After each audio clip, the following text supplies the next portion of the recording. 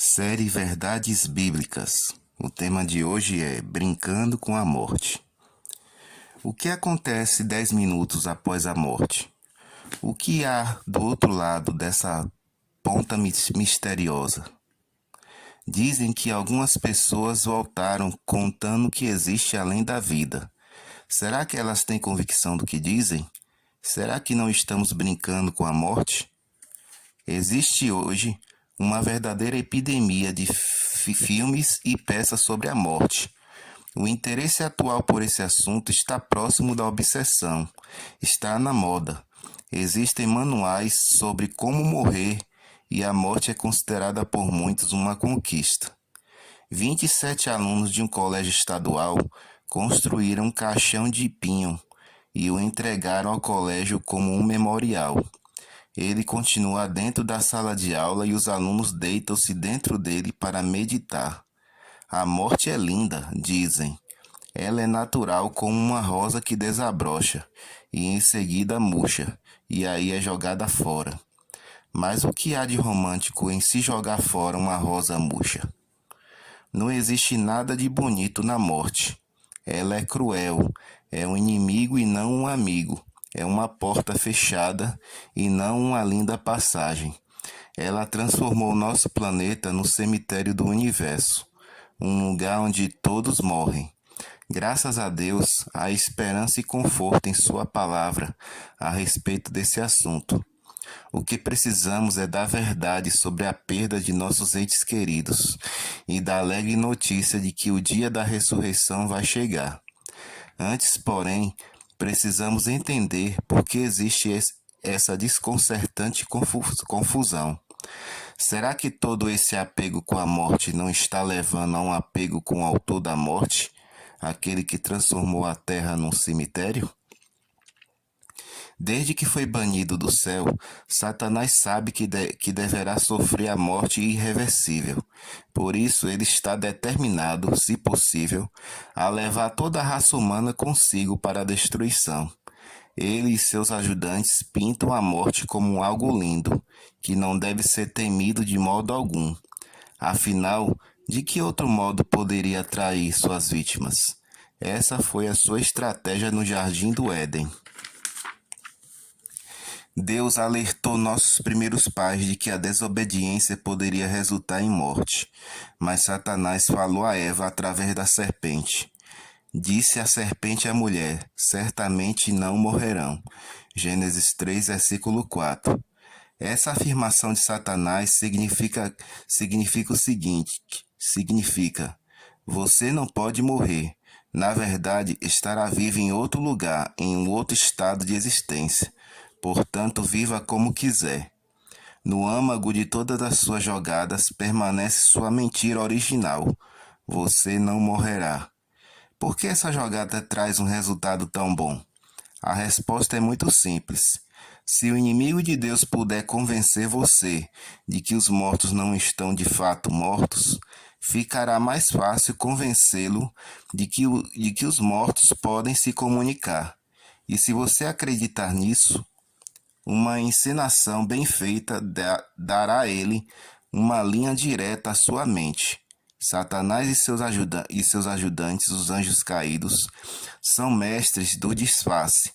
Eles têm levado milhões de pessoas solitárias a sessões espíritas, onde são facilmente convencidas de que estão em contato com os queridos que já se foram. E muitos, por não possuírem conhecimento da palavra de Deus, acreditam nessa manifestação sobrenatural. Jesus nos alertou sobre os enganos do final dos tempos, pois aparecerão falsos cristos e falsos profetas, que realizarão grandes sinais e maravilhas, para, se possível, enganar até os eleitos. Mateus 24, versículo 24. O diabo e seus anjos caídos raramente usam a abordagem direta para tornar sua identidade conhecida. Eles preferem usar um disfarce, pois tais homens são falsos apóstolos, obreiros enganosos, fingindo-se apóstolos de Cristo. Isto não é de admirar, pois o próprio Satanás se disfarça de anjo de luz. 2 Coríntios 11, versículos 13 e 14. Quando o Exorcista estava fazendo grande sucesso, as pessoas que acabavam de assistir a esse filme diziam: Satanás é mesmo uma criatura horrível. Ele adora que as pessoas digam isso, pois se elas acham que ele é um monstro horrível com cascos e chifres, então estarão totalmente despreparadas quando ele aparecer para elas disfarçados em anjo de luz. Ou pior ainda, como amada que tenha falecido. Esse é o problema. Muitos ignoram o estudo da palavra de Deus e ainda questionam sua autoridade. O bispo Pike não cria na vida após a morte, mas suas convicções foram facilmente abaladas quando uma porção de fenômenos estarrecedores o atraiu como um imã para o ocultismo. A tragédia que deu início a esse processo foi o suicídio de seu filho Jim. A morte repentina do filho trouxe-lhe grande tristeza, especialmente porque havia envolvimento com drogas. Depois da tragédia, o bispo Pike apareceu na televisão em Toronto, no Canadá, ao lado do médium espírita Arthur Ford. Durante o programa, Ford entrou em transe e convenceu-o de que estava em contato com seu filho Jim. Sem fé na Bíblia, ele era uma presa fácil, estava tão fascinado com o jogo do mundo dos espíritos que não percebia nenhum sinal vermelho à frente. Algum tempo depois, em Los Angeles, o bispo foi entrevistado quando promovia seu novo livro, O Outro Lado. Joe Pine, um apresentador de TV, ouviu o que ele tinha a dizer com muita atenção. Finalmente voltou-se para seu convidado e perguntou pausadamente: Bispo, a Bíblia não diz em algum lugar que os mortos nada sabem? Obviamente acuado, Pike respondeu: Eu não sei. Em seguida pegou um lápis e disse: Vou consultar isso em casa. A seguir, quando John Pine abriu o programa para as perguntas do auditório, um rapaz se apresentou e começou a falar. Eu só quero dizer onde está o versículo que o bispo não conhece. Fica em Eclesiastes 9, versículo 5. Pois os vivos sabem que morrerão, mas os mortos não sabem coisa nenhuma. Para eles não haverá mais recompensa e já não se tem lembrança deles. O bispo não achou importante aprender a posição da Bíblia sobre o assunto. Essa única passagem teria impedido que ele continuasse sendo enganado. Isso é válido para nós também. A Bíblia em Eclesiastes 9, versículo 5, na tradução Bíblia Viva, diz assim: Pois os vivos pelo menos sabem que morrerão, mas os mortos nada sabem. A palavra de Deus afirma que os mortos, bons ou maus, simplesmente estão dormindo em suas sepulturas, onde permanecerão até a ressurreição. Quando Lázaro morreu, Jesus disse que ele dormia. Depois de dizer isso, prosseguiu dizendo-lhes: Nosso amigo Lázaro adormeceu, mas vou até lá para acordá-lo. João 11, versículo 11. No versículo 14, ele lhes disse claramente: Lázaro morreu. João 11, versículo 14. E note que seu túmulo, depois de 4 dias, não tinha nenhuma história para contar sobre onde ele esteve durante todo aquele tempo. Evidentemente, ele não tinha ido a parte alguma. O apóstolo Pedro, no dia do Pentecostes, disse que Davi não tinha ido para o céu, mesmo depois de séculos de sua morte. Vamos deixar que a palavra de Deus esclareça mais ainda sobre esse assunto. Eclesiastes 12:7 diz: O pó volte à terra de onde veio, e o espírito volte a Deus que o deu. Foi isso que você aprendeu, ou pensava que alguns dos espíritos subiam Foi isso que você aprendeu? Ou pensava que alguns dos espíritos subiam e outros desciam? Esse espírito que retorna para Deus é o espírito que mantém o corpo vivo. Assim como o corpo sem espírito está morto, também a fé sem obras está morta. Isso está em Tiago 2, versículo 26. Então, O que é esse espírito que mantém o corpo com vida? A palavra espírito no original hebraico do Antigo Testamento é ruach, o mesmo que pneuma no original grego no Novo Testamento, e significa sopro. Dessa palavra, tiramos nossos populares pneus e câmaras cheias de ar. Espírito ou pneuma simplesmente quer dizer ar ou sopro. Quando falta o espírito, a tradução correta é morte, pois um corpo sem ar está morto. As duas palavras sopro e espírito são sinônimas nas Escrituras. Então o Senhor Deus formou o homem do pó da terra e soprou nas suas narinas o fôlego de vida, e o homem se tornou um ser vivente. Gênesis 2, versículo 7. Observe o Criador em ação. Formou o Senhor o homem do pó da terra. Deitado no chão, completo em cada detalhe, o homem acaba de sair das mãos do Criador, pronto para viver, amar e agir, mas ainda não está vivo até que ele soprou em suas narinas o fôlego de vida, e o homem foi feito alma vivente. Não lhe foi dada uma alma, mas tornou-se uma alma vivente, um ser, uma pessoa vivente. O fôlego de Deus que foi colocado nas narinas do homem, ou espírito, separa-se do corpo na morte e volta para Deus. O corpo retorna ao pó. Agora esse espírito, que é o fôlego, não consegue pensar, não consegue adorar nem cantar. Ele volta para Deus. Quer a pessoa seja santa ou pecadora.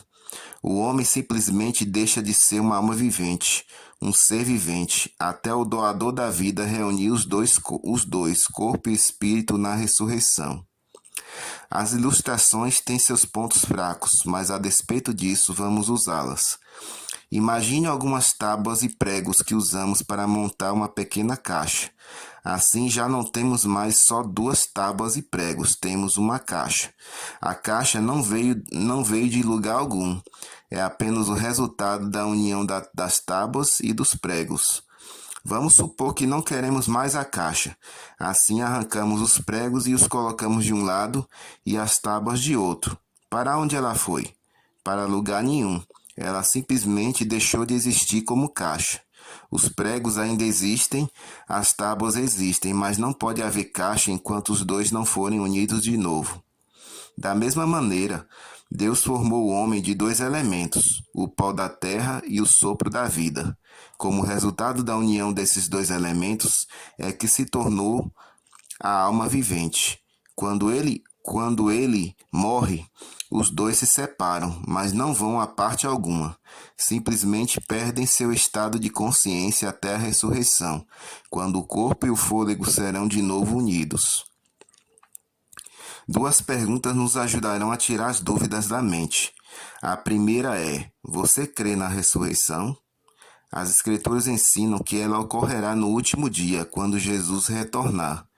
Mas por que a necessidade dessa ressurreição no último dia, se já recebemos a nossa recompensa ou castigo quando morremos? Certamente não iríamos descer do céu ou subir do inferno e entrar em nosso corpo outra vez. Agora, a segunda pergunta é: você crê no julgamento? É claro, dirá você, porque a palavra de Deus diz: pois estabeleceu um dia em que há de julgar o mundo com justiça, por meio do homem que designou, e deu provas disso a todos, ressuscitando-o dentre os mortos. Atos 17, versículo 31. Mateus descreve a distribuição das recompensas para os bons e os maus, quando Jesus retornar. Mas para que a existência de um juízo, se vamos para o céu ou para o inferno, quando morremos, se uma pessoa estava sendo queimada no inferno por 212 anos, você acha que Deus mandaria alguém buscá-la para o julgamento? Não se perturbe o coração de vocês. Creem em Deus, creiam também em mim. Na casa de meu pai há muitos aposentos. Se não fosse assim, eu lhes teria dito: vou preparar-lhes lugar. E se eu for e lhes preparar lugar, voltarei e os levarei para mim, para que vocês estejam onde eu estiver. Isso está em João 14, versículo 1 a 3. Se já estivéssemos no céu, não teria sentido Jesus retornar a este mundo. A Bíblia não ensina esse tipo de confusão. Você pode pensar, e o ladrão na cruz?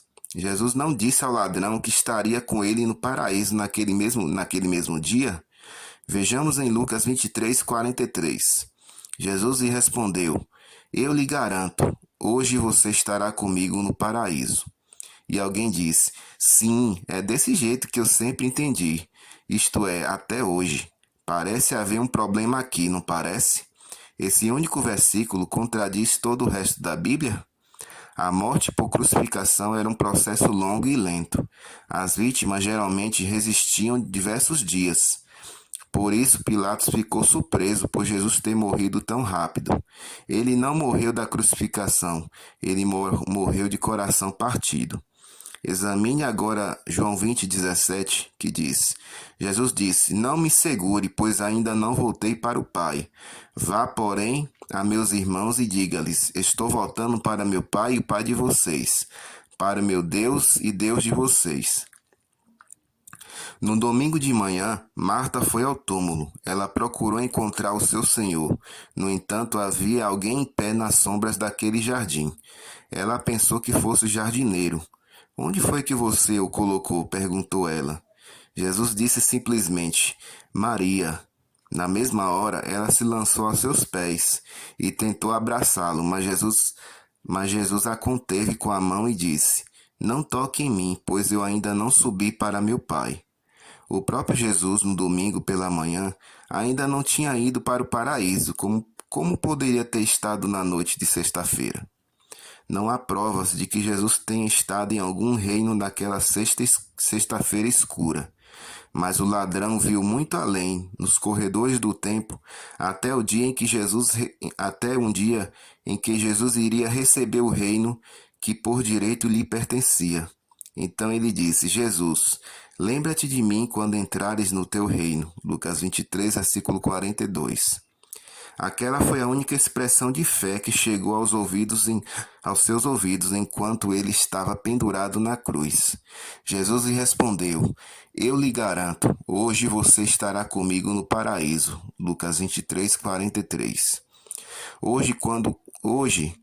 Quando até os meus discípulos me esqueceram e fugiram, hoje, quando parece que jamais terei um reino, hoje, quando dá a impressão de que jamais poderei salvar alguém, dou a certeza, a garantia de que você estará comigo no paraíso.